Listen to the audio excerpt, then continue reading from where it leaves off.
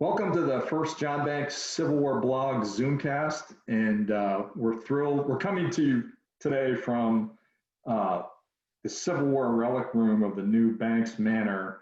Over my shoulder, that way is an artillery shell, and you've seen a room filled with books, many of which I haven't read yet.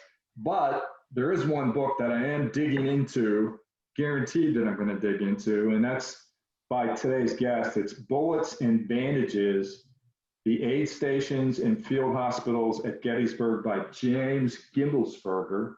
And I'm going to hold it in front of my face there for a couple seconds so you can see it. And the person that you're seeing off to my left or right, I'm not sure, hard to figure out, is James Gindlesperger himself, the author. And Jim, I can call you Jim, right? You're good with that. and Jim and I talked several times regarding other issues, mainly technical issues, but we have those solved. Jim, you live in Johnstown, right? That's right. Johnstown, Pennsylvania. And what's it like there today, Jim?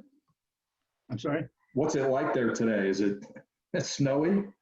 It's not too snowy today. They're cold, but the sun even came out. It doesn't happen much around here in December. Oh boy, and I know, being from Western Pennsylvania, I know exactly what you're talking about. So great. Well, we're going to talk for probably 20 minutes or so about your new book, which is just out, and just a little bit about it. It's by Blair Publishing. It's 336 pages, lots of photos, and it's about the hospital sites at Gettysburg. And Jim, before we get to the book, why don't you tell us a little bit about your background, what you do in your day job, or what you used to do in your day job. Tell us a little bit about yourself. Okay. Well, I'm a graduate of the University of Pittsburgh. Had no history background in my college training. I graduated as a chemical engineer.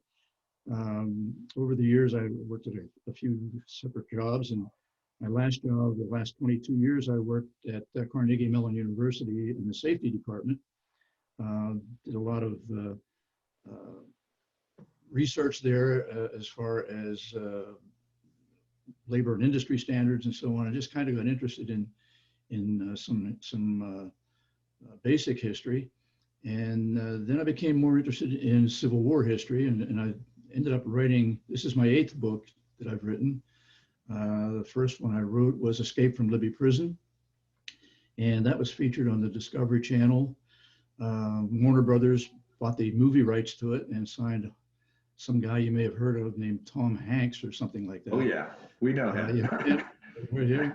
He was going to be the co-producer and the lead role, and they held that for, I'd say, maybe 4 years, and then they decided they didn't want to do it anymore and dropped it off their production record. So I've got nothing to show for it except a nice contract that I can show my grandchildren someday.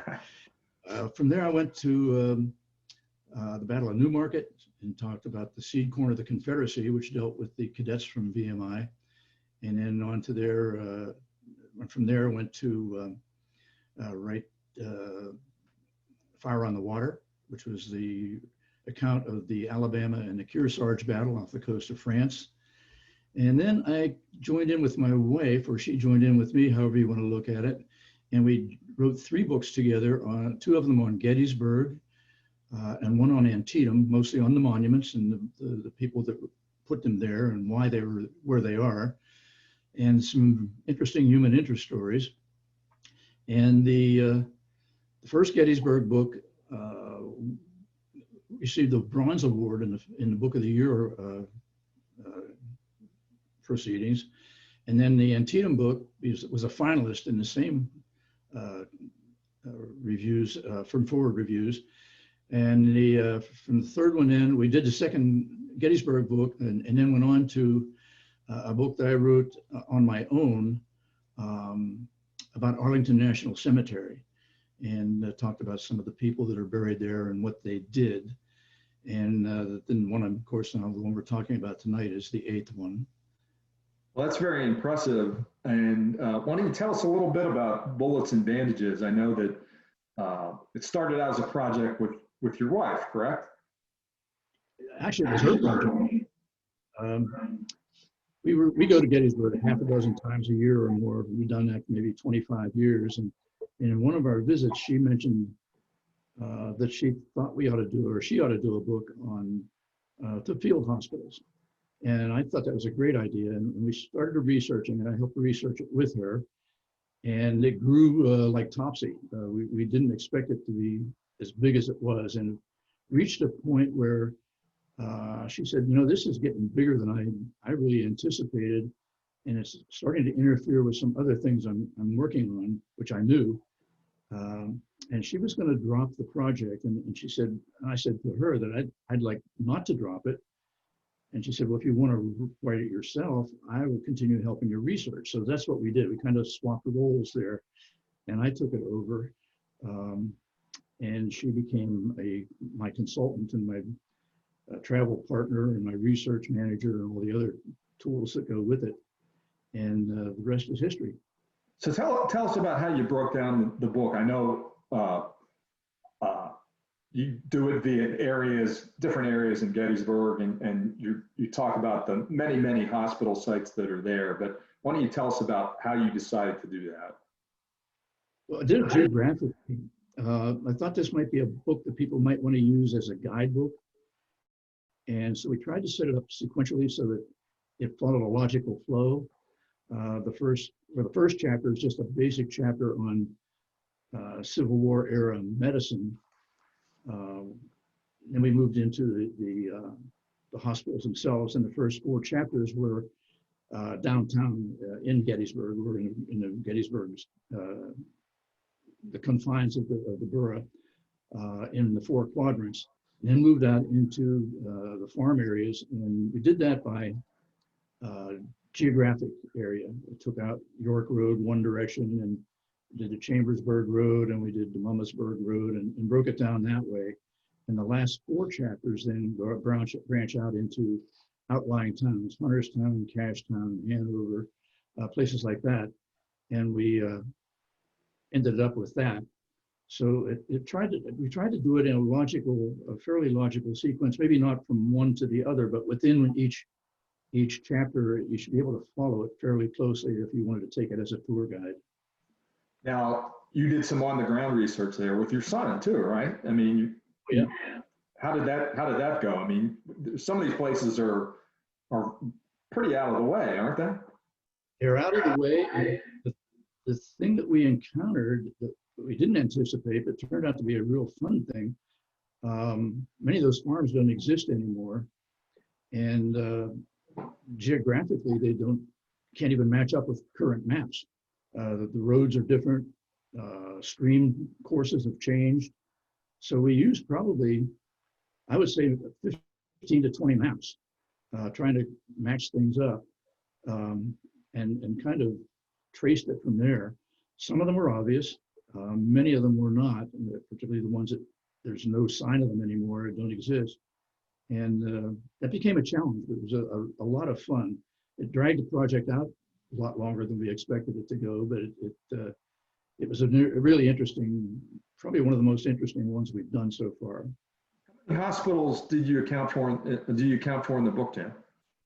I'm sorry? How many hospitals do you account for in the book? Exact number, I'm not sure, but it's over 200. Over 200. And one of the features that I think is pretty neat for people who are into this type of thing, first of all, there's lots of color photos, which are great. And then for many of these hospitals, or perhaps all of them, Jim, you have the GPS coordinates, and I'm going to perhaps, I don't know if people can see that on our Zoom screen there, but there's GPS coordinates underneath the color photos for your technically savvy readers who want to go that route and find some of those places. That's pretty cool. Right, and we also included street addresses if they didn't have a box number or something like that. Who took the photos for the book, yeah? Both of us, my wife and I both took pictures. Okay. Now, what I kind of like, I'm an anecdote type of person. I love the storytelling, and to me that makes these places come alive. And I've been to Gettysburg, probably 100 times or more. But there's a story that you tell regarding Solomon Powers that I found really pretty interesting. Why don't you tell us about him? Yeah, Solomon Powers, it's right in town. Powers was a granite cutter, and in the yard behind his house is where he did most of his cutting. That was used as a holding pen for prisoners of war during the 3 days of the battle. But the thing I think you're referring to is the tragedy between when the guy named Briggs from Philadelphia was trying to take powder out of a shell. Is that what you're referring to? Correct. Yes, that story. Okay. The Powers family had taken on a young boy named Alan Fraser when his parents passed away. And this gentleman named Briggs came from Philadelphia to claim the body of his son, who had been killed fighting for the Union Army, but killed during Pickett's charge, defending the Union line. He actually had the body in his casket, and the casket was on the porch. So he was ready to leave to go back to Philadelphia, and he was trying to disarm this shell, take the powder out of it. A lot of people did that to sell the brass back to the government, and apparently didn't really know what he was doing, and the shell exploded, killed the Fraser boy immediately. It was an instantaneous death. Briggs lost an arm, lost his eye, a leg amputated, I believe. He did survive, but not the same afterwards, obviously. In that house, and I'm looking at your book here, Jim, it's on page 66 for our Zoomcast viewers who want to check this out. The Solomon Powers house is at 65 West High Street. And Jim has an anecdote on the house and the story that we just discussed on pages 66 and 67. Jim, are there any other, what other story kind of resonates with you? What's your favorite story from the book? I have a lot of favorites. Probably my real favorite, if I had to pick one, took place at the Kime Farm out on Old Harrisburg Road. Kime Farm was a Confederate hospital for first day of fighting for Georgia troops. And there were 11 people buried there, and only 3 of them were known. The other 8 were unknown soldiers. The Kimes actually left the farm. They had been warned by some Confederate officers that they weren't going to be safe there. And they left the farm, and when they came back, things were pretty well devastated. Their cattle had all been butchered, their crops were trampled, the house was pretty well trashed. All the bedding and the curtains and the linens and so on had been torn up for bandages. Their amputated limbs laying all around. So it was really they pretty much lost just about everything that they had. Jacob Kime actually stayed there overnight, the first night after the battle, and said that he could hear the men upstairs just screaming out in pain for morphine, which was in very short supply. They just didn't have it. And as I say, they had the 11 burials, and the 3 of them were known, and one of them was Lieutenant Colonel William McLeod from one of the Georgia regiments. And I guess, the story kind of stuck with me because it kind of tells exactly what a mother goes through when her son goes off to war. Of course, McLeod was killed. He had taken his servant with him, Moses, and Moses buried McLeod in the orchard. A couple years after the war was over, Moses and his John, which was the brother-in-law of William McLeod, came back to claim the body. And they got the body, they took it back to Georgia for burial in the family cemetery. And McLeod's mother said, no, he's been alone in the ground for 2 years, and I'm not going to ever let him be alone again. Wow. So she said, he can't be buried until somebody else in the family dies so that we can bury them together. Well, nobody died for 7 years. So they kept the casket in the living room or the parlor for 7 years until a family member died. And ironically, it was John, the brother-in-law, who brought his body back. So the 2 of them then were buried together. But I thought that was a a very sobering story as to how this impacts families. Oh my gosh, that's a story that I've never heard before. Yeah, it's kind of chilling. That's amazing. So, how long did it take you to complete this, Jim? I mean, this is quite a hefty book. I mean, it's 339 pages. At least I think it's more than 300 pages. Color photographs. There's obviously a ton of research went into this book. Yeah, we did it off and on, so I can't really say start here and end it here, but I would say we did about over a course of 3 years Wow. from start to finish. And your wife was good with you picking up the baton, so to speak, I guess, right? Yeah, yes, she was fine. Got you. So, how about one other story, Jim? Is there another story that really resonates with your book? Well, there's a couple. One that really resonated with me, kind of, I hate to say haunted me, but it stuck with me for a long time. It was on the David Stewart farm out on Fairfield Road, which is now the Granite Hill campground. I went out there and was fortunate to find the owner there at the time, so I had a good conversation with him. His great-great-grandfather had started the farm and was the owner of the farm at the time of the battle. And of course, it was a Confederate hospital as well. And he said his grandfather had written in his journal about a 15-year-old boy from Georgia also, who had been shot in the head, and the ball had taken out his eye. And of course, he didn't survive it, and was buried behind the barn on the Stewart farm. And they didn't have his name. It was an unknown, buried as an unknown, as a 15-year-old. And that kind of stuck with me, even though it was a family lore story. And you've done a lot of writing too, John. I know you don't like to go with stories like that because over the years they become embellished or changed in many ways, and they aren't really dependable, no matter how nice they sound.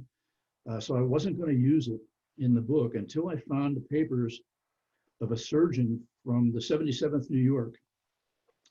And he was treating Confederate soldiers who had been left behind on the retreat, and talked about a young boy that he had found, and it sounded exactly like this one. Although he said it was on the Harner farm, but again, Harner farm was right next to the Stewart farm, same general vicinity. If you aren't from the area, you don't know which one's which, maybe.